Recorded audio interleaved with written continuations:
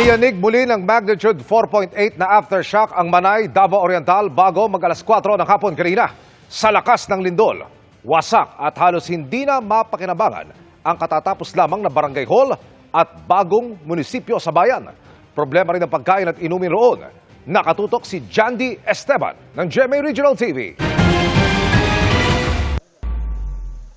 Nagkabasag-basag ang mga salamin at nagkalat ang mga tumpok ng semento ng barangay hall na ito sa barangay San Isidro sa Manay, Davao Oriental, kasunod ng tumamang magnitude 7.4 na lindol nung nakaraang linggo. Ang likurang bahagi ng barangay hall tuluyan ng nawasak.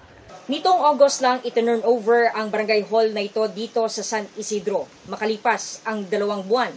Matapos ang pagyanig, ito nang itsura, warak na warak, hindi na mapapakinabangan. Hindi namin ma-cater yung mga taong nangailangan ng yung mga credential po. Pero may naman, bumalik kami sa old namin na barangay hall doon.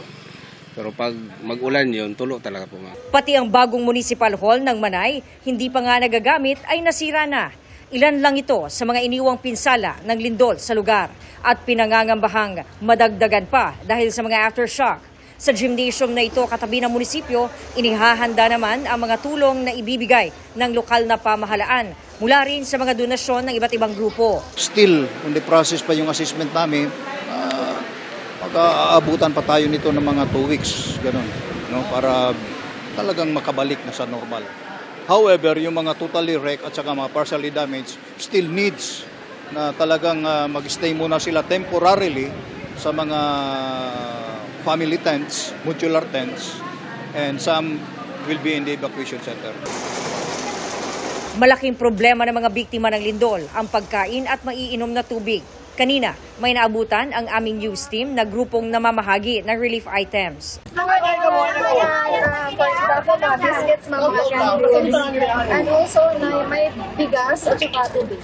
Masaya po kasi meron nagtulong po sa amin. Patuloy naman ang rasyon ng tubig para sa mga residente. Samantala, dito sa liblib na barangay ng San Fermin, natanggal na ngayong araw ang humambalang na malaking bato sa kalsada na siyang nagpapahirap sa relief operations. Para sa GMA Integrated News, Jandy Esteban, nakatutok 24 oras. Patuloy na niyayanig ng lindol ang ilang probinsya sa Visayas.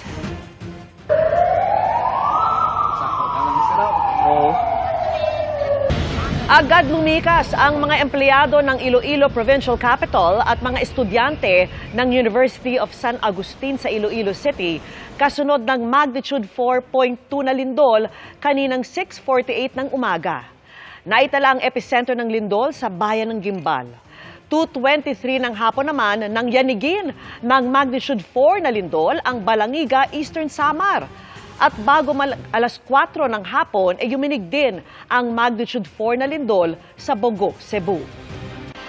Muling nagbuga ng abo ang Bulkang Canlaon sa Negros Island.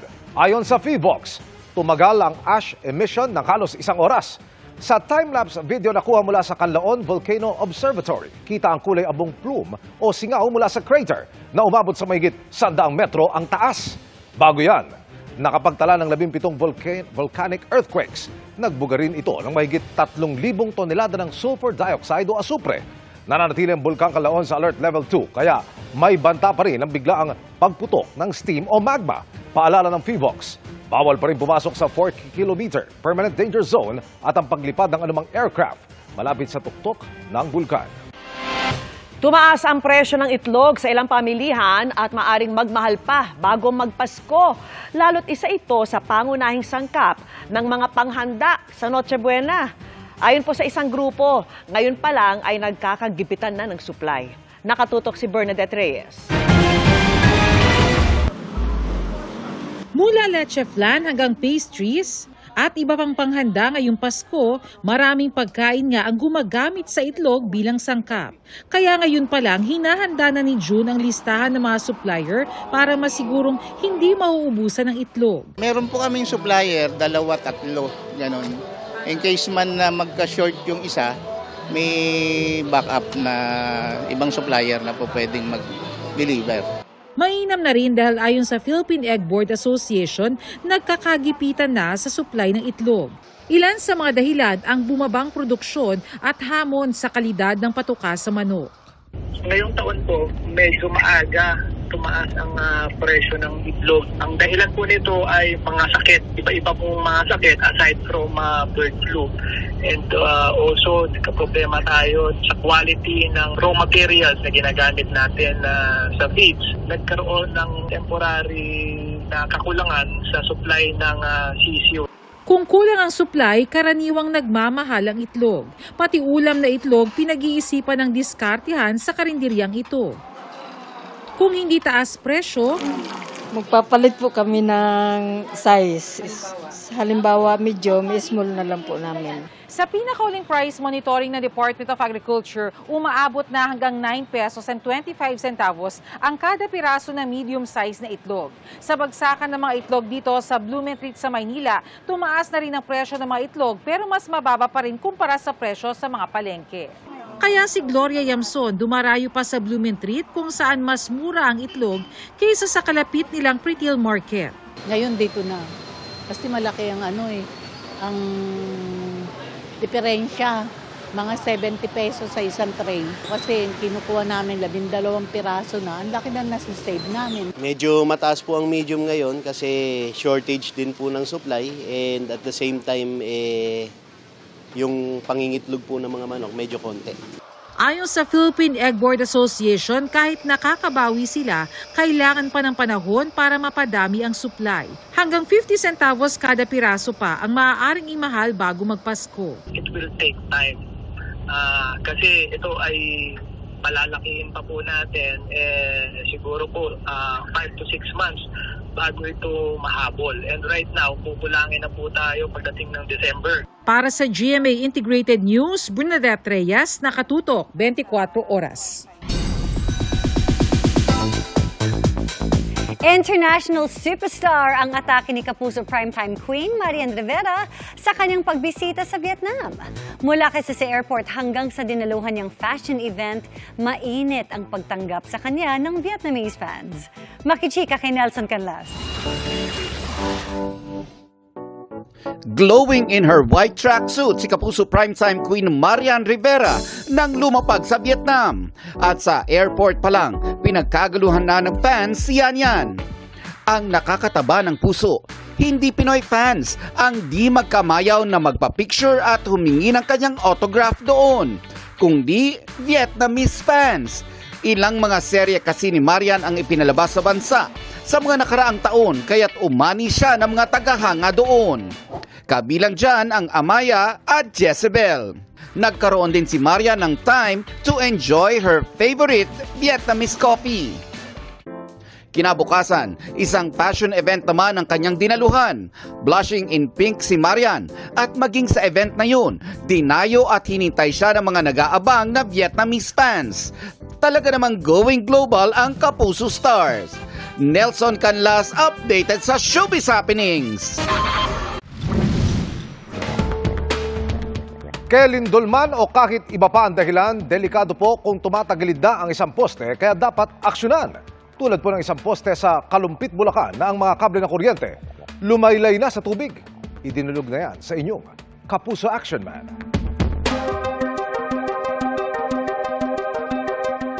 Nakalundo na ang poste, kaya ang mga kable ng kuryente naglaylayan na rin sa tubig.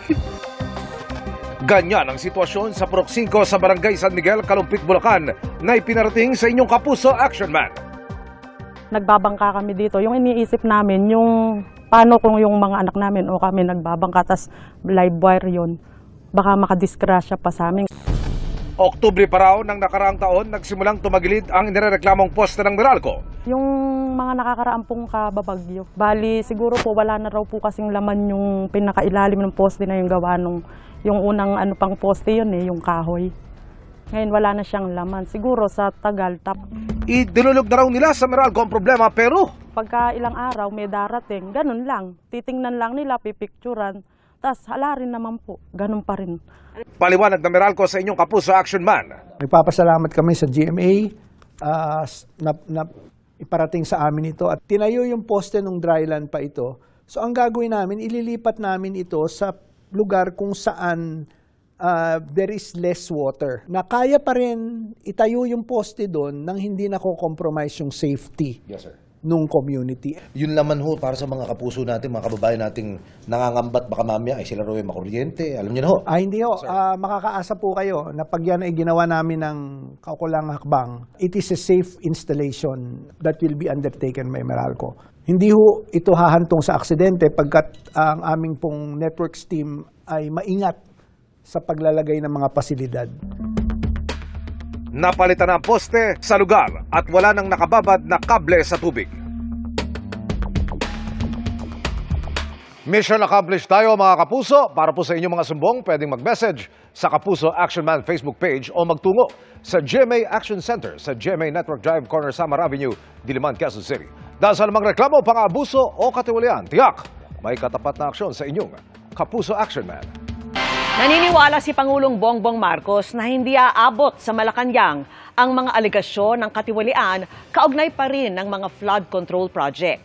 Handa rin siyang magbigay ng kopya ng salin o tala ng mga yaman at utang niya sa Independent Commission for Infrastructure kung hingin sa kanya. Nakatutok si Ivan Mayrina. Sa pagulong na investigasyon sa katiwalian sa mga flood control projects, marami ng pangalang nadawit, kabilang ilang kaalyado ni Pangulong Bongbong Marcos, kabilang ang pinsang si dating Speaker Martin Romualdez. Tanong ngayon sa Pangulo, aabot ba mga aligasyon sa Malacanang? The opposition would love to bring me into this, to include me in all of this, but that's politics. That is not to do about corruption. That is to do about politics. Gusto nila akong tanggalin. On this, I'm confident that whatever mud might be slung at the administration, that we will be able to show that these are politically motivated and do not actually have any validation in fact. Pero sabi rin ng Pangulo, kumpiyansa man siyang hindi masasangkot sa issue, iimbestigahan pa rin ang lahat kung saan man dalhin ng ebidensya. Well, I'm confident because I know what we did or did not do.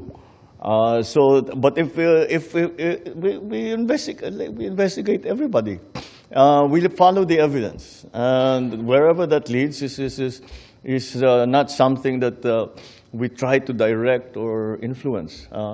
That's why we have the ICI. Suportado naman ng Pangulo ang hakbang ni Ombudsman Jesus Crispin Remulla na isa publikong salin ng matataas na opisyal ng gobyerno. My salin it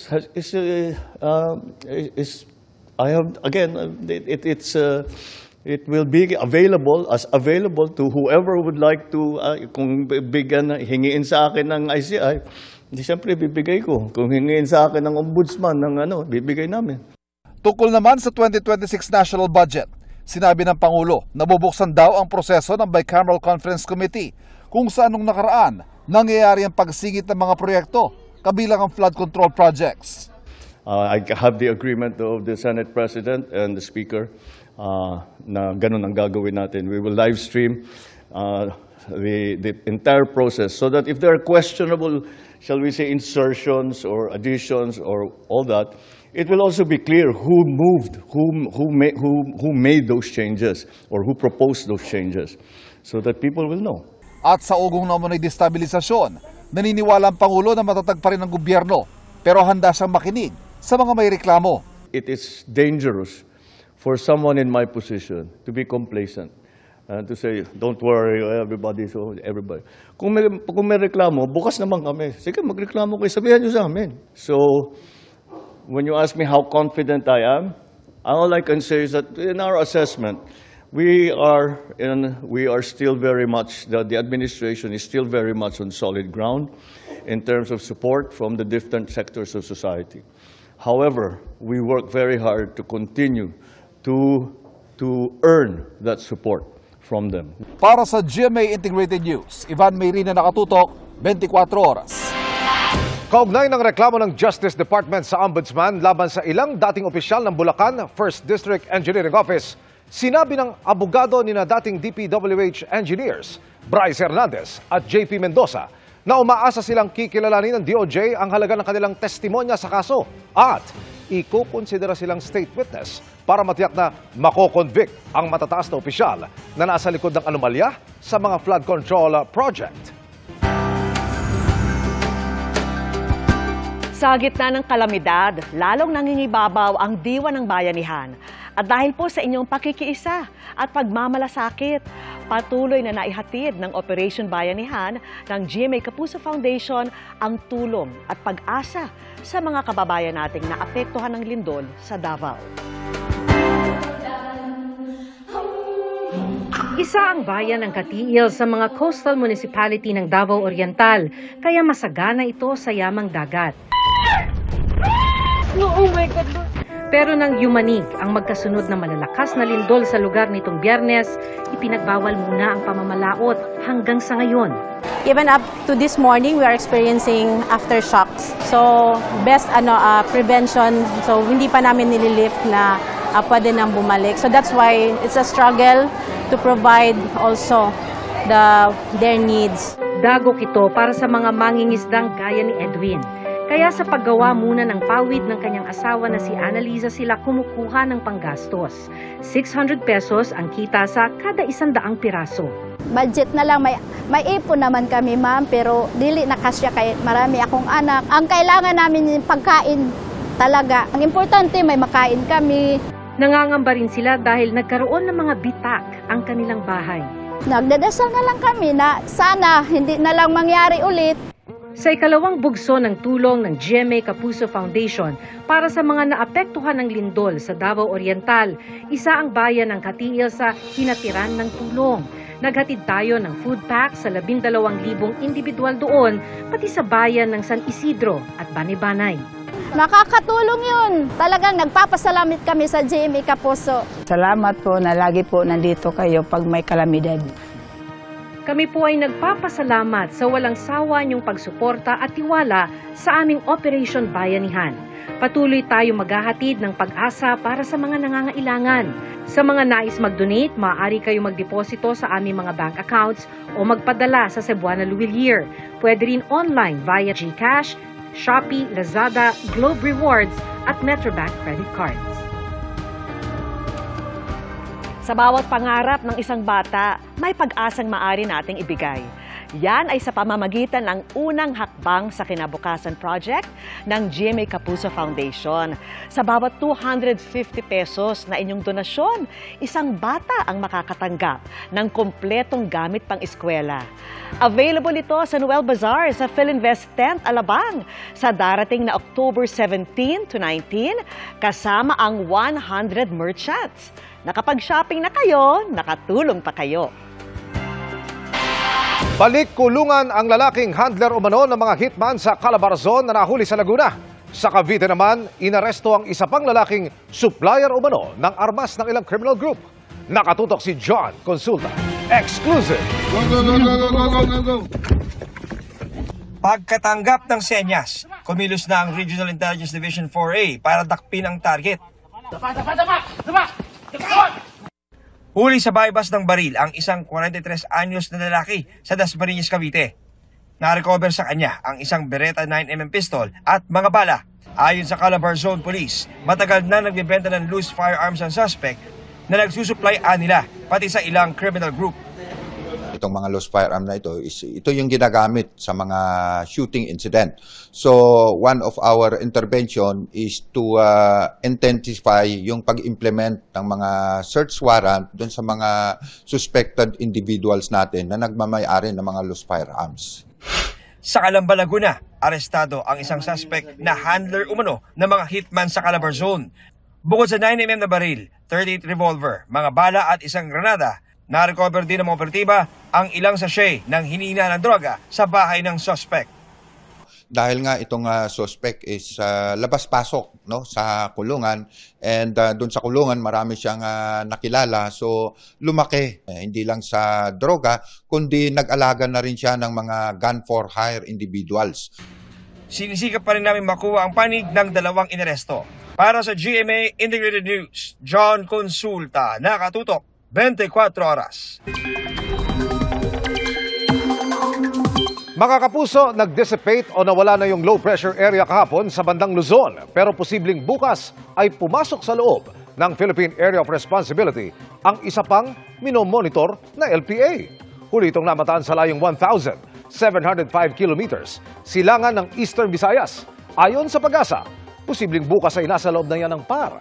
Unti-unting tataas ang tsansa nito maging bagyo at kapag natuloy ay papangalan ng Ramil. Sa updated outlook ng Pag-asa, Biyernes ay magsisimula ng lumapit ang sama ng panahon sa Northern at Central Luzon. Sabado ng hapon o gabi, posibleng maramdaman ang epekto nito sa malaking bahagi ng Luzon. Ayon sa Pag-asa, Cagayan Valley o Aurora area ang posibleng tumbukin ng potensyal na bagyo. Pero dahil malayo pa, pwede pang magbago ang pagkilos nito kaya tutok lamang sa mga update. Sa ngayon, wala pa itong epekto sa bansa pero posible pa rin magpaulan ng easterlies, northeasterly wind flow at localized thunderstorms. Base sa datos ng Metro Weather, umaga bukas may tsansa ng ulanin ang ilang bahagi ng Cagayan, Isabela, Aurora, Quezon Province, Mindoro, Palawan at Bicol Region. Pagsapit ng hapon o gabi, may mga kalat-kalat na ulan pa rin sa ilang bahagi ng Luzon, Samar at Leyte Provinces, Western Visayas, Zamboanga Peninsula, Northern Mindanao at Davao Region. Nananatili rin ang tsansa ng ulan sa ilang lungsod sa Metro Manila kaya magdala pa rin ng payong kung lalabas ng bahay.